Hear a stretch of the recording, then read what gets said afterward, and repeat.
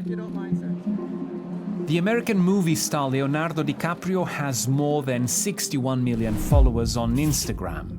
So when in July he posted calling for the protection of a nature reserve in the Philippines, it made headline news.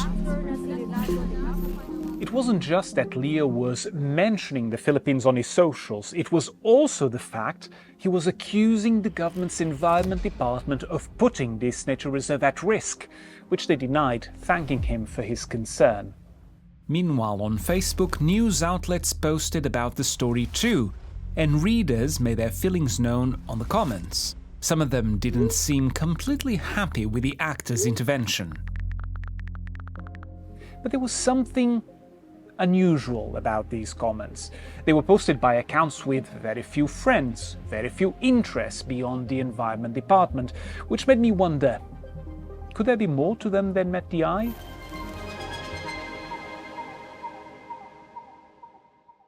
This is the Masungi Georeserve, an area covered in lush rainforests to the east of Manila, the capital of the Philippines. The job of running it falls to two sisters, Anne and Billy Dumalyang.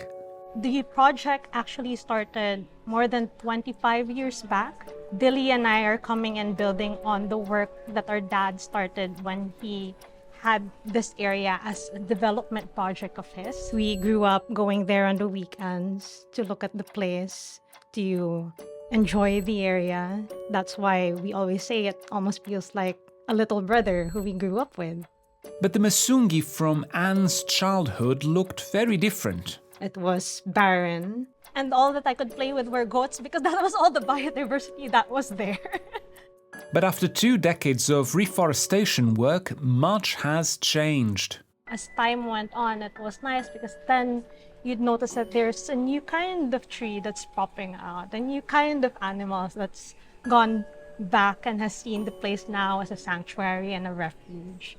It's now a very lush forest that's home to a lot of different forms of life.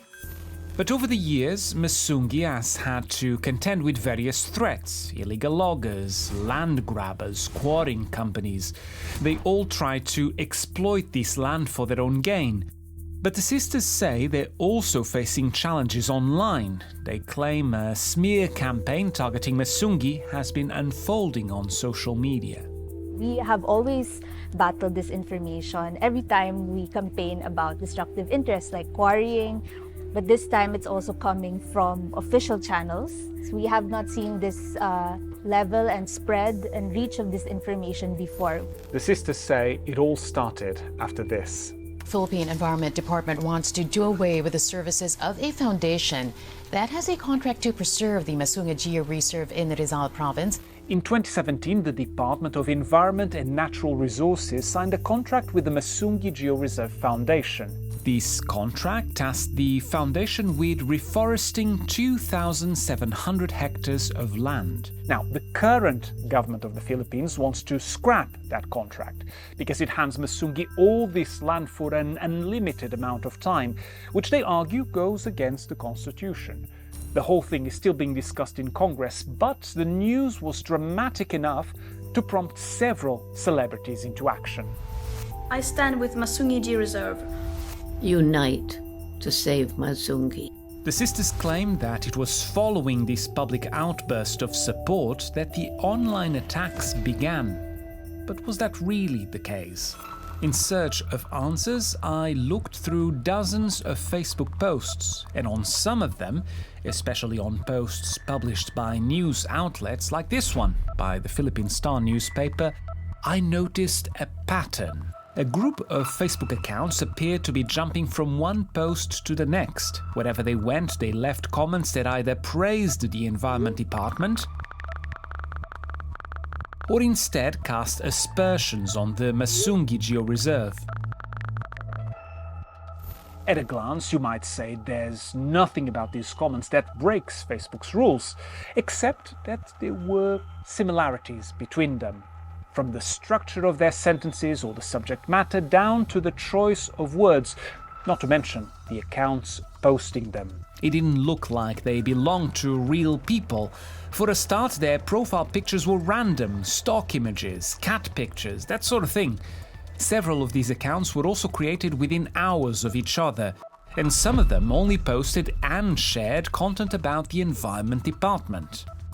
As it turns out, these accounts didn't just post comments, they also shared posts and memes that again either supported the Environment Department's plans or attacked the Masungi Georeserve Foundation. Primarily, this content came from a handful of Facebook pages with random names like Cold Truth, I Support, Good to Know, one of which even bought Facebook adverts making misleading claims about the reserve.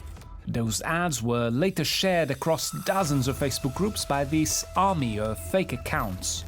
In total, I spotted just short of 100 Facebook accounts engaging in this sort of behavior.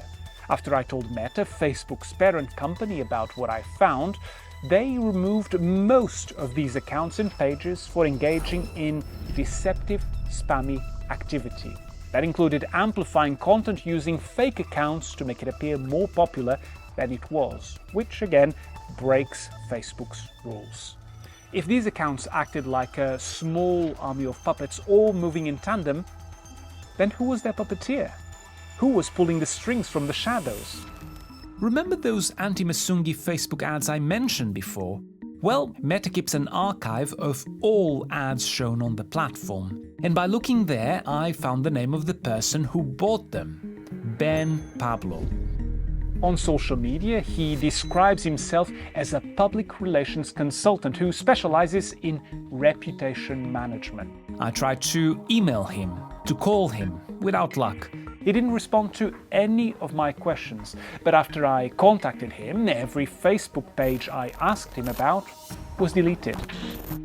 He also deleted his personal accounts on various social media platforms. Even so, I learned that in recent months he bought adverts on behalf of other pages. The ads I've seen promoted one politician in particular, Philippine Senator Amy Marcos. She's the daughter of former dictator Ferdinand Marcos, and also the sister of the current president, Ferdinand Marcos Jr., popularly known as Bongbong Marcos. Although there's no evidence linking her to this campaign, I asked the senator's team whether she'd ever employed Mr. Pablo, but they did not respond. I also asked the Department of Environment and Natural Resources for an interview. They were not available and sent us a statement instead saying, "The department has no involvement in any social media campaign, activity, or other online tactics aimed at influencing public opinion in a negative manner." It added it is transparent, accurate and fair in its communication efforts, and that suggesting otherwise is unequivocally false and misguided. But despite it all, do the sisters feel like throwing in the towel? Yes, I mean, sometimes really it's hard, painful, and difficult work doing environmental activism in the Philippines. But again, every time we visit the site, the trees that are already 7 feet tall, 10 feet tall, that we've planted just 3-4 years ago, every time we see the landscape, we are reminded of the reason why we're doing this. And it's to preserve this special place